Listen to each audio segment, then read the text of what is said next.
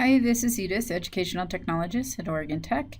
And in this video, I would like to go over the meetings. And I'm hoping to touch on the new Skype meeting while we're here. So I will let you know by the end of the video if I felt that it went too long and that I was going to do a new video. So please be patient, and perhaps I will also put it onto the one notebook.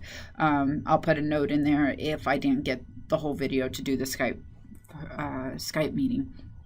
Anyway, so meeting is basically, I really like that they use this icon because it shows that a meeting is kind of like when two individuals are getting together, two or more individuals are getting together to meet.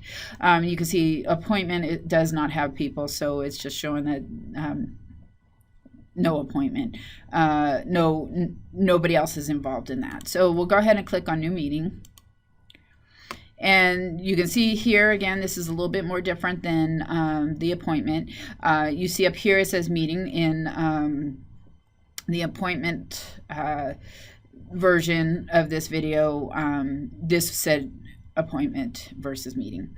So I can change it to an appointment. Let's go ahead and do that. So, well, it's not going to let me do that, which is interesting. So, anyway, we want to go ahead and add somebody, so I'm going to go ahead and add myself just because I can accept and just be aware that you can, actually let's do it this way. Let's see if it'll let me do it. You can add the email address, especially if it's somebody who is not in our domain, you know, at OIT, at our organization. So I can actually send it to a Gmail account, and I can say, you know, this is just for a discussion for video. And I can say, where do we want to meet? So let's put down the Daily Bagel. Maybe I want to meet myself there at 12:30 tomorrow. Or Thursday. So I can put that in there. I'm ready to go. You can see my Pacific time zone is here. Uh-oh.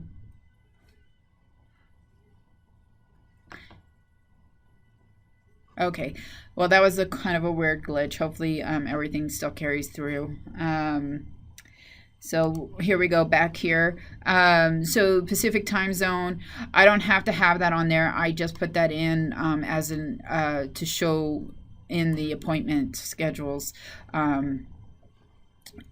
that you can do that. So, and you can see I'm getting a warning message here.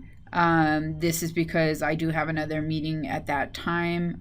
So perhaps, let me say I want to meet myself at 1. Nope, still doesn't like it. I know why. Okay, so let's put it at 11:30. Let's see. So you can see now, and it'll say you haven't sent the message yet. So just so you know that that's there. I have touched on the scheduling assistant. So if you're going to have somebody else there, you can see my recording schedule is up, and so I now am able to see that. You know, where the conflicts might happen. You can always open a calendar, and I've covered that in another area. And you can actually finish from here. Your scheduling is all the information is down here. Again, you could do meeting notes. I can take notes on my own. It will create a notebook for me, a notebook. You have to pick a page. So say I want to come in here and do it on don't forget to feed the cats. I can say okay, and then I will actually get this screen right here that will tell me what the meeting was about. So you know, time, date, where. I can even do the invitation message and look at it and see what it looks like. Since there was no message there, there's not going to be anything there, and who's coming and who's the organizer. So that's really a neat feature. You can also do a sharing feature where you share notes with the meeting, and same principle, and that will just give everybody who has access to the notebook to be able to go into the notebook and do some editing as well. Here's that time zone thing that I was talking about earlier. You can turn that on or off. That's your choice. But then when you can change your time zones here. I don't use it very often, so I just leave it off. You can also cancel your invitation. So even if you sent it and I click send, let's go ahead and go back into it. Let's go ahead and open. Let's see if it'll let me open it. and cancel. Here we go. So now I'm back into my meeting. So I can also track who wants to come after the meeting has been sent, so that's kind of really neat too. But we were over here, so I want to kind of finish through all of these first. So let's go ahead and go back into a new meeting just so that I can show what it looks like without all of that in there. Time zone, we talked about that. Room finder. So if you know that a room, we don't have this set up right now, but if we did, we can actually find rooms that are available to hold the meeting in. That will eventually, I imagine, come across as something that will be available in the future. Categories, I can categorize the group. I can do a recurrence. I can make it the red category. Now it turns into a red category. I can also show my time. That's something else that we discussed in other videos. And so this is just kind of, just a lot of same basic information, but I do want you to understand what it's for and how to use it. So, and then we have the private. So if we want to make this meeting private and nobody else can attend, so this will allow us to do that. High importance, low importance, it depends. I want to make this a high priority meeting, so it will show up to everybody who gets this invitation as high priority. And office add-ins, again, if you don't need to mess with it, please don't. If you need help with it, you may contact anybody in ITS. The help desk is especially helpful in that area. I didn't go over address book and check names. So address book is just another way to find your contacts, or perhaps you don't know who the person's, what their email address is. So you can put in their name and, maybe somebody has a name L, I don't know. There we go. So I can actually pick one of these people. I knew her name was, maybe I thought it was Eileen or Ellen or, something different. This way I find it. So that's kind of a nice search feature. I keep mine on more columns because it looks more than just at the name. So just so you know, resources, that's your room. So I had incorrectly said in a previous video that it was somebody who held your resources. It's actually a room or their space that you can actually set them up for that. And you can also check names. So if you have names you're not sure, you can check the names and make sure that they show up with the underline underneath them.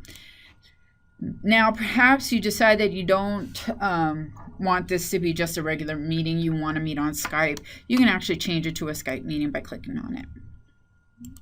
Come on. And now you see that it shows up as a Skype meeting. I get the joint Skype meeting link, and you want to make sure you have that before you send it off if that's what you intend to do. Do not worry about my phone number. I know it shows up, but this is only for testing purposes. I'm going to keep reminding everybody when they see it because I know this is something that everybody would eventually like, but for the time being, it is only in testing stages right now. So that's how you would do the meeting. You could do meeting options.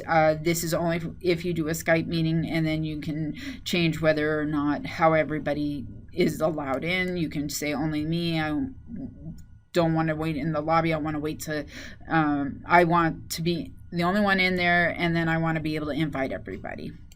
So you have those, and then you can also change that, announce when people enter or leave. So you can put this here, and then you get this top one also active for you. So you can actually set that up any way you want, and you can do who's a presenter, anyone from my organization, anyone, no restrictions. So please try to choose this beforehand, because if you have already started a Skype meeting, you would have to go through a different process. So if you did need to change presenters after a Skype for Business meeting, please check my Skype for Business changing presenters video, and it will explain how to fix that in that video. Do you want to limit participation? So you can disable IM, you can make everybody come in with muted, or you can block their attendees video. So you have some options here. You can remember settings. Phone will not be available to you, so don't worry about that. And then about, it's just telling you about the system. And I believe that is basically it. It's pretty self-explanatory. So if you have any questions, comments, feedback, something you want to see that I haven't covered, please let me know, and I will do my best to do that for you. My email is edis.warden@oit.edu, extension 51730, or you can Skype me at any time. You can even set up a Skype meeting with me now. All right, you have a wonderful day. Thank you.